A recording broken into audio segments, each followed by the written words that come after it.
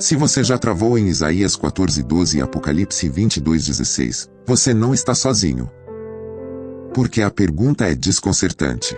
Como a mesma imagem, estrela da manhã, pode aparecer ligada a uma figura de queda e também ao Cristo glorificado? Como isso é possível sem transformar a Bíblia em contradição? E mais perigoso ainda, se eu leio um símbolo sem contexto, será que eu posso chamar de luz aquilo que Deus chama de soberba? É aqui que muita gente se perde.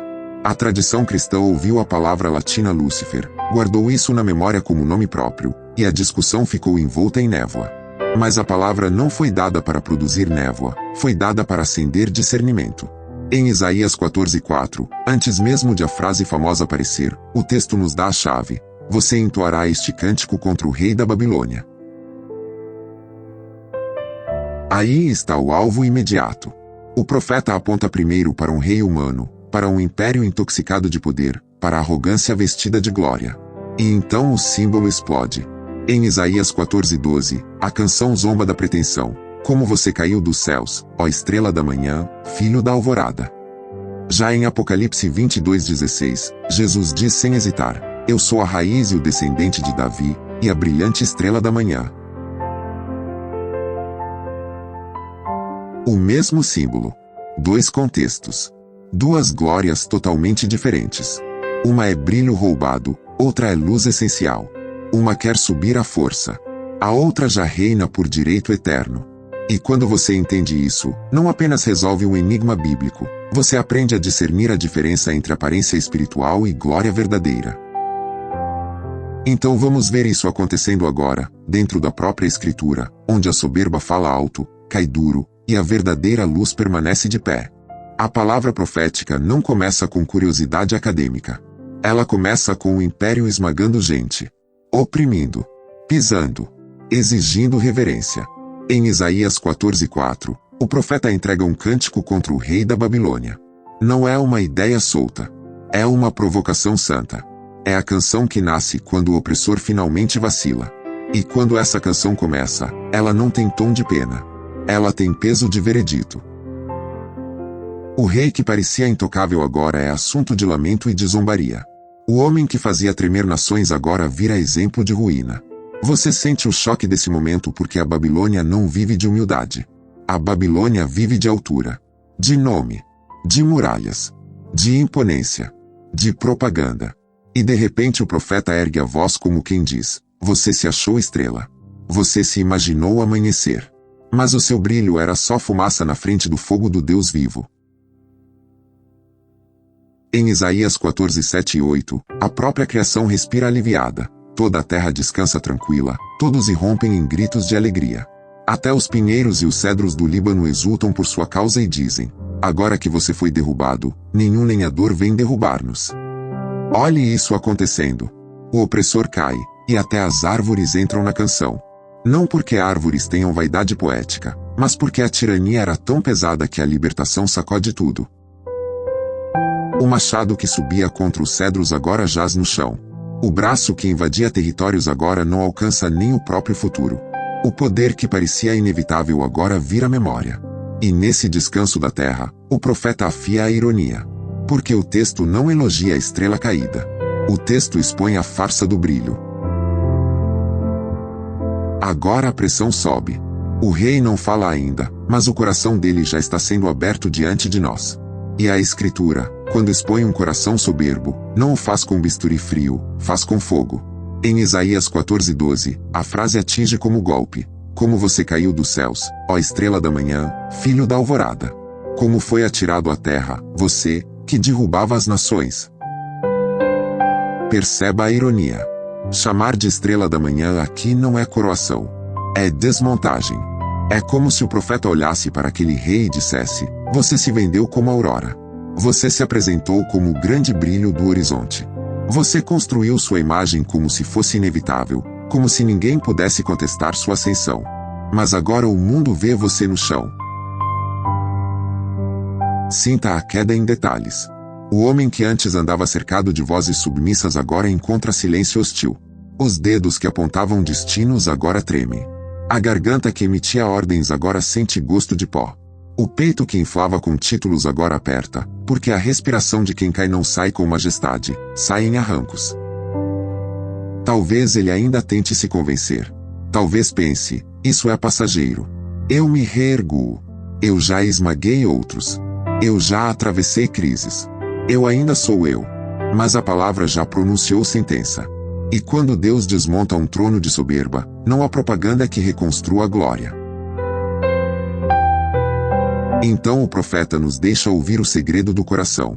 Em Isaías 14:13 e 14, o orgulho ganha voz. Você, que dizia no seu coração, subirei aos céus, erguerei o meu trono acima das estrelas de Deus, eu me assentarei no monte da Assembleia, no ponto mais elevado do Monte Santo. Subirei mais alto que as mais altas nuvens, serei como o Altíssimo. Aí está o veneno. Não é apenas governar. Não é apenas vencer guerra. Não é apenas ter riqueza. É competir com o próprio Deus. É transformar desejo de domínio em liturgia interna. É fazer do coração um altar para si mesmo. Escute esses 5: subirei como degraus de uma escada quebrada. Subirei aos céus. A boca diz subir, mas a alma já descolou da realidade. Erguerei o meu trono acima das estrelas de Deus. Não basta ter trono, ele quer superioridade cósmica. Eu me assentarei. Não basta visitar, ele quer permanência. Subirei mais alto. Não basta alcançar, ele quer ultrapassar. Serei como o Altíssimo. Não basta refletir, ele quer usurpar.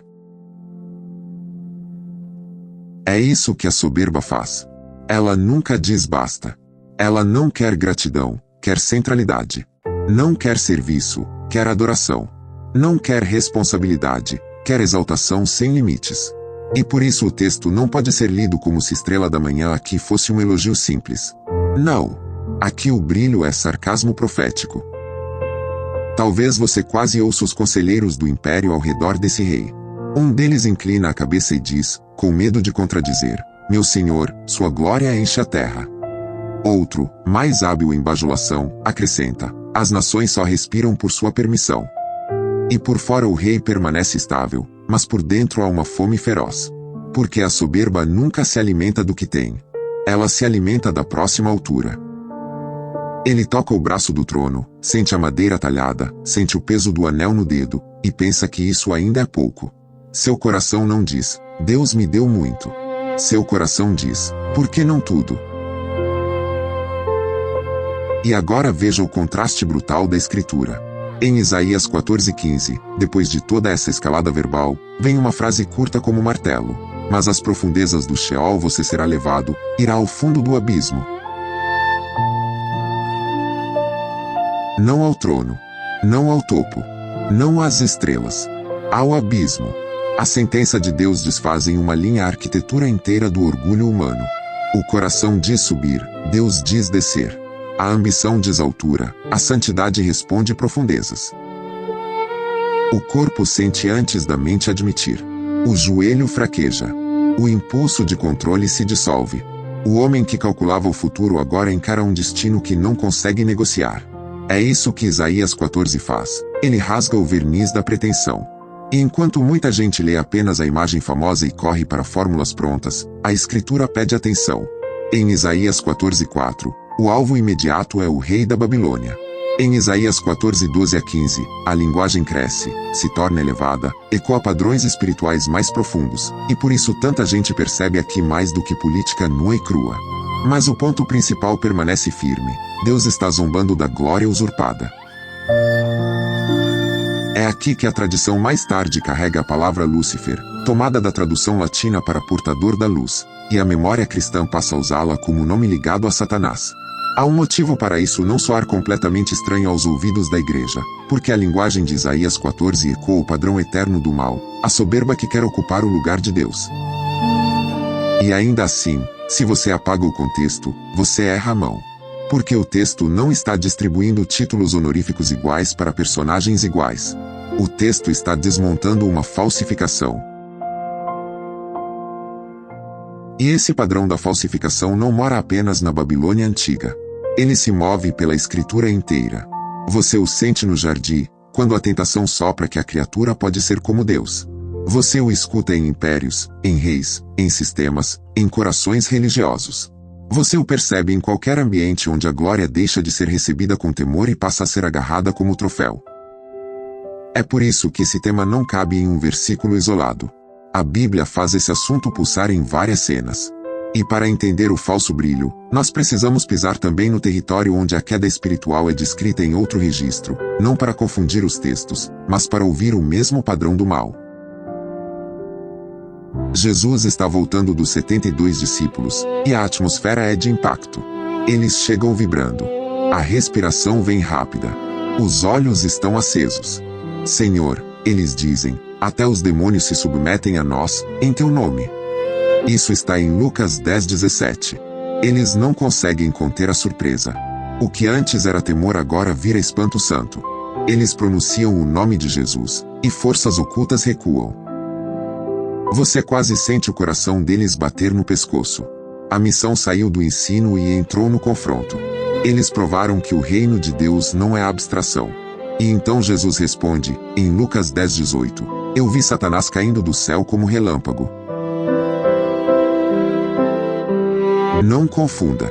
Jesus não está citando Isaías 14 como se apagasse o contexto original e simplesmente substituísse o rei da Babilônia por Satanás. Mas ele está revelando algo profundo. A queda é a marca do mal.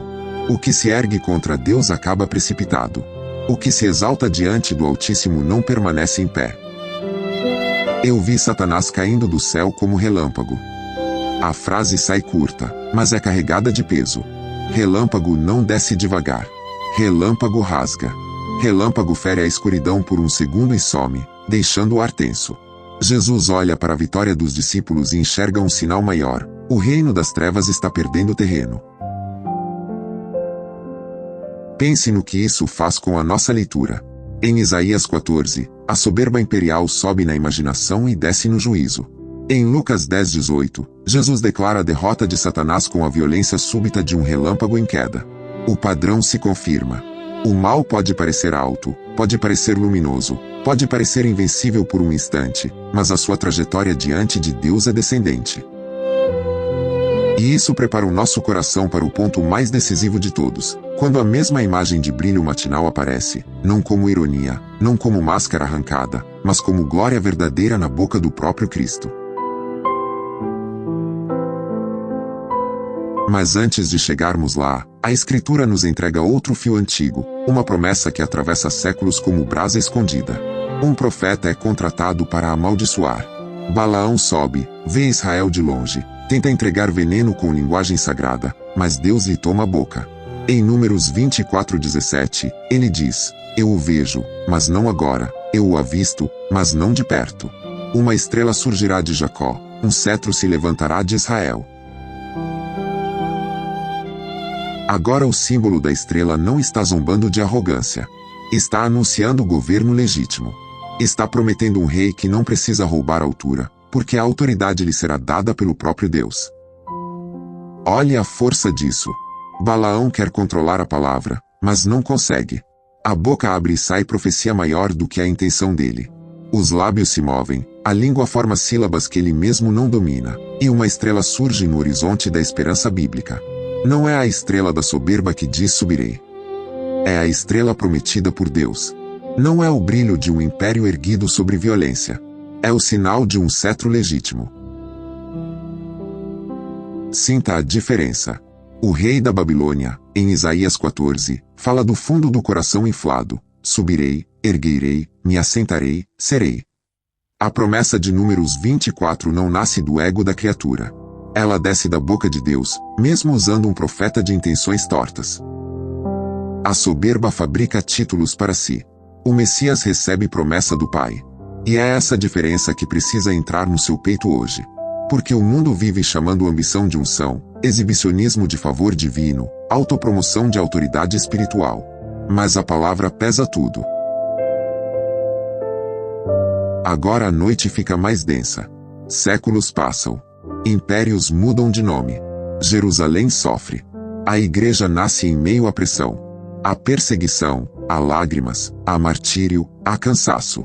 E o livro do Apocalipse não surge para satisfazer curiosidade apocalíptica. Surge para fortalecer santos esmagados pelo peso do império e da espera. As igrejas recebem cartas. O Cordeiro abre selos. O céu fala. A nova criação brilha ao longe.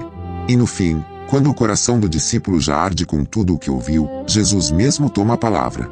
Em Apocalipse 22:16. Eu, Jesus, enviei o meu anjo para dar a vocês este testemunho concernente às igrejas. Eu sou a raiz e o descendente de Davi, e a brilhante estrela da manhã. Pare aqui e ouça cada parte. Eu, Jesus, não é tradição falando sobre ele. Não é rumor. Não é inferência distante. É o próprio Senhor se nomeando. Enviei o meu anjo, a autoridade direta, para dar a vocês este testemunho concernente às igrejas. Ele fala para comunidades reais, feridas reais, noites reais. Então, eu sou a raiz e o descendente de Davi. Ele é anterior a Davi e também o herdeiro prometido de Davi. Ele é a origem e o cumprimento. E por fim, a brilhante estrela da manhã. Aqui não há ironia. Aqui não há sarcasmo. Aqui não há pretensão de uma criatura subindo à força. Aqui há a identidade messiânica, realeza legítima, luz verdadeira que anuncia o fim da noite. A estrela da manhã aparece quando a escuridão ainda existe, mas já não reina por muito tempo. É o sinal de que a noite está acabando. É por isso que essa imagem, na boca de Jesus, é tão pastoral e tão poderosa. Ele não está dizendo apenas seu brilho. Ele está dizendo, eu sou o anúncio vivo de que a noite não vence para sempre. Para a igreja pressionada pelo império, isso é alimento. Para o crente cercado por aflição, isso é respiração. Para quem lê a Bíblia com reverência, isso é a chave da diferença. Uma coisa é parecer luz enquanto desafia Deus, outra coisa é ser a luz que vence a noite porque procede do próprio Deus. Perceba o abismo entre as duas cenas. Em Isaías 14, a chamada estrela da manhã quer invadir o topo e termina no fundo. Em Apocalipse 22, Jesus não precisa invadir nada. Ele é a raiz e o descendente de Davi. Ele não usurpa, ele cumpre. Ele não fantasia glória, ele manifesta glória. Ele não diz serei como o Altíssimo. Ele é o Filho eterno, um com o Pai, o Rei legítimo prometido nas Escrituras. E a própria história de Jesus na Terra confirma isso de forma esmagadora. Porque quando o Filho de Deus vem ao mundo, ele não chega berrando subirei. Ele desce. Ele se esvazia. Ele assume forma de servo. Ele toca leprosos. Ele lava pés. Ele carrega cruz. A soberba tenta alcançar glória sem obediência. Cristo atravessa a obediência até a morte e então é exaltado. O falso brilho quer coroa sem ferida. O verdadeiro rei recebe feridas e transforma a cruz em trono de redenção. É por isso que a mesma imagem não produz confusão quando o contexto governa o sentido. A Bíblia não está dizendo que Jesus e Satanás compartilham um título da mesma maneira. A Bíblia está usando uma imagem de brilho matinal em contextos diferentes para comunicar verdades opostas. Em Isaías 14, a imagem é irônica, satírica, desmascaradora. Em Apocalipse 22, a imagem é régia, messiânica, consoladora. O contexto governa o sentido. Guarde isso no coração. O contexto governa o sentido. E a palavra ainda amplia essa luz em 2 Pedro 1,19. Assim, temos ainda mais firme a palavra dos profetas, e vocês farão bem se a ela prestarem atenção, como a uma candeia que brilha em lugar escuro, até que o dia clareie e a estrela da alva nasça em seus corações. Veja a delicadeza e a força disso. A estrela da alva não é um troféu para o ego religioso. É o nascer de Cristo no centro da vida, iluminando o interior. Não é subir acima das estrelas. É receber a luz dele dentro do coração. Imagine o discípulo lendo isso em meio à noite da perseguição. As mãos talvez estejam cansadas. Os olhos ardem. Há notícias de irmãos presos, humilhados, mortos. O império parece indestrutível. O mundo parece dizer, o amanhecer pertence a César, ao poder, à espada, ao sistema. Mas então a palavra apostólica responde, Prestem atenção à profecia até que o dia clareie e a estrela da alva nasça em seus corações. Isto é, o amanhecer verdadeiro não é fabricado pelo império. O amanhecer verdadeiro vem de Cristo. Agora volte comigo para a tensão inicial. Como Jesus e Lúcifer podem ser chamados de estrela da manhã? A resposta bíblica é mais precisa do que as simplificações populares. Primeiro, em Isaías 14:4, o alvo inicial do cântico é o rei da Babilônia. Segundo, em Isaías 14:12, a imagem da estrela da manhã funciona como ironia profética contra a arrogância que se exalta e cai. Terceiro, a tradição cristã ligou essa linguagem ao padrão da queda satânica, porque o texto ecoa a soberba espiritual do mal quarto. Em Apocalipse 22:16, Jesus usa a imagem de modo totalmente diferente, como rei davídico legítimo, luz verdadeira e sinal do amanhecer redentor. O símbolo é o mesmo. O sentido não é o mesmo. O contexto decide tudo. E não pense que isso é detalhe para especialista. Isso é proteção para a alma. Porque quem não discerne contexto também não discerne glória. E se eu não discerno glória, eu posso me apaixonar pelo tipo errado de brilho. Posso seguir pessoas que falam alto, sobem rápido, se promovem sem cruz, e ainda assim chamar isso de unção. Posso admirar o que Deus está expondo. Posso confundir carisma com caráter, palco com presença, influência com santidade. A Babilônia continua oferecendo falsas auroras. Ela ainda sussurra: suba mais, apareça mais, prove mais, seja visto, seja temido, seja admirado, construa um nome, faça do seu coração uma torre. E isso não aparece apenas em reis pagãos. Às vezes aparece em linguagem religiosa. Às vezes usa versículos. Às vezes canta. Às vezes prega. Às vezes serve na igreja com o coração viciado em comparação. A mão levanta no culto, mas a alma sussurra: subirei. O joelho dobra, mas o ego não se rende. A boca fala de glória de Deus, enquanto o coração negocia a própria exaltação. Tiago 4:6 corta isso sem anestesia. Deus se opõe aos orgulhosos, mas concede graça aos humildes. Sinta essa frase. Deus se opõe aos orgulhosos. Não é neutralidade. Não é distância. É oposição. O mesmo Deus que consola o quebrantado resiste ao soberbo. E isso deveria fazer tremer qualquer coração que ama mais a própria projeção do que a presença de Cristo. Mas aqui está a boa notícia, e ela é melhor do que mera repreensão. A cura para a soberba não é você se odiar. A cura para a soberba não é apagar para sempre o desejo de glória. Porque nós fomos feitos para a glória, só não fomos feitos para fabricá-la independentemente de Deus. A cura é redirecionar essa fome para o Cristo que é a verdadeira luz. Você não precisa subir acima das estrelas porque o Filho de Deus desce até você. Você não precisa conquistar identidade porque em Cristo a identidade é recebida. Você não precisa construir amanhecer artificial porque a brilhante estrela da manhã já resplandece sobre a sua noite. Pense nisso no nível da carne, do cotidiano, da segunda-feira comum. Quando você abre o celular e mede o próprio valor pela aprovação dos outros, que estrela você está seguindo? Quando você serve e secretamente quer ser visto, que aurora está buscando? Quando você lê a Bíblia apenas para vencer debate e não para se render a Deus, que trono você está montando? Quando o coração diz: eu preciso aparecer, eu preciso ser maior, eu preciso provar, eu preciso estar acima, o velho veneno de Isaías 14 começa a se mover de novo. Mas quando o coração olha para Jesus em Apocalipse 22:16 e escuta: eu sou a brilhante estrela da manhã, algo muda dentro de nós. Porque essa não é uma luz que humilha o fraco. É uma luz que dá esperança ao cansado.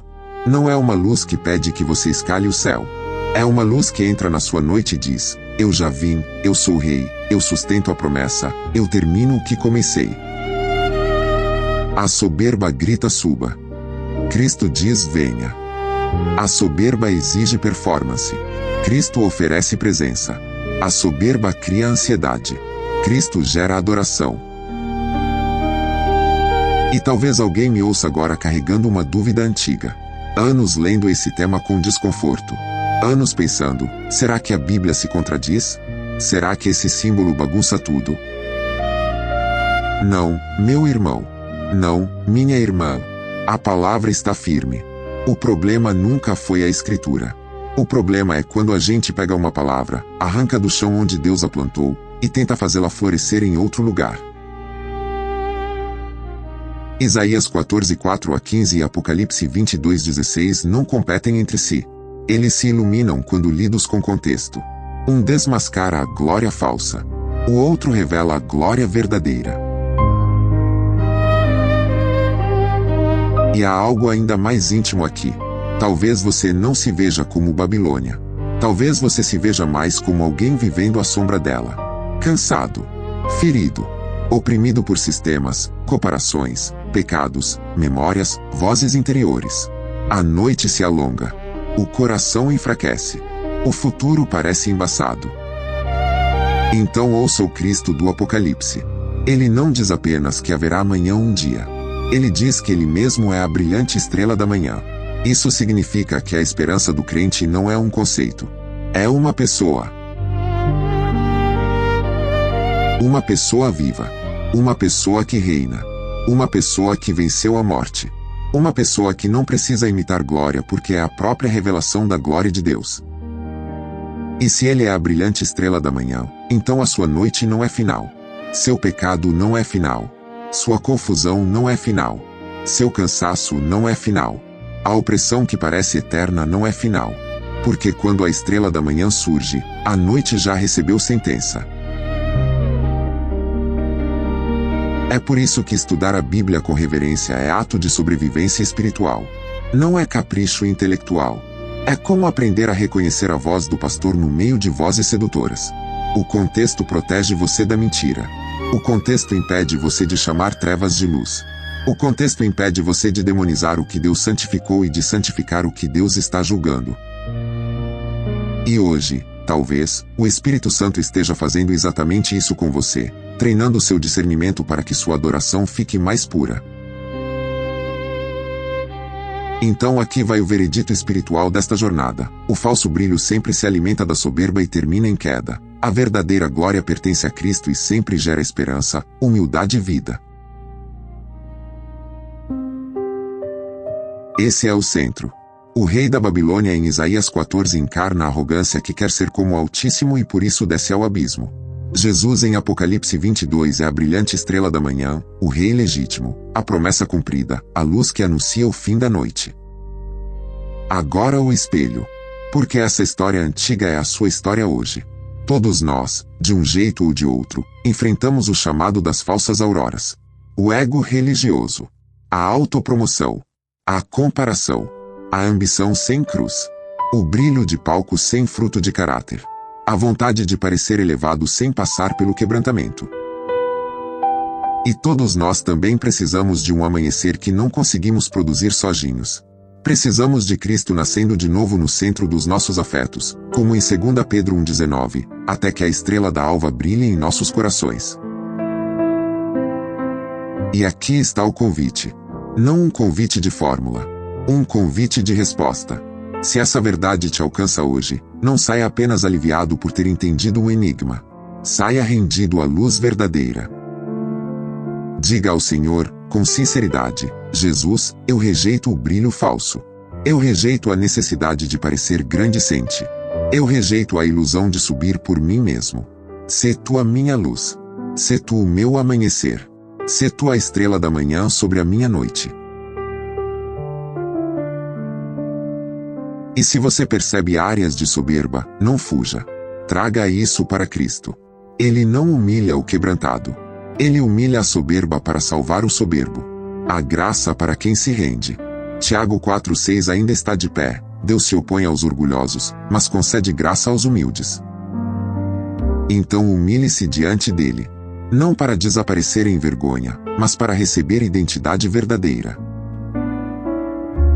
Se essa explicação clareou a palavra para você, continue cavando a Escritura com reverência. Não aceite atalhos.